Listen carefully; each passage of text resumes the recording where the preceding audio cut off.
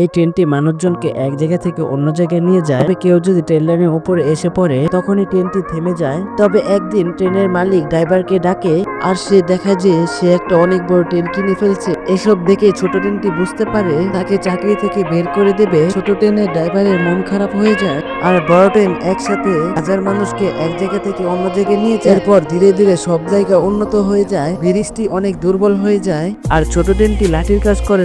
তখনই তার নতুন ড্রাইভার তাকে চাবুক দিয়ে মারে, এতে ব্রিজটি ভেঙে যায়। ফলে মানুষগুলো ট্রেনের ভিতরে আটকে যায়। তখনই পুরাতন ড্রাইভার হর্ন বাজায়, যা শুনে ছোট ট্রেনটি দ্রুতই দৌড় দেয়, আর ড্রাইভার তাকে থামানোর চেষ্টা করে, কিন্তু ছোট ট্রেনটি পুরো দ্রুতই দৌড় দেয় আর পুরো শক্তি দিয়ে মানুষকে বাঁচিয়ে ফেলে। কিন্তু বড় ট্রেনটি এবং পুরাতন ড্রাইভারটি এখনো আটকে। ছোট ট্রেনটি দ্রুতই যায় আর তাকে ওঠানোর চেষ্টা করে, কিন্তু তার শক্তি কমে যাচ্ছিল। এরপর পুরাতন ড্রাইভারটি তার ভেতরে অনেক কয়লা দেয়, এতে ছোট ট্রেনটির অনেক শক্তি বাড়ে আর সবাইকে বাঁচিয়ে ফেলে।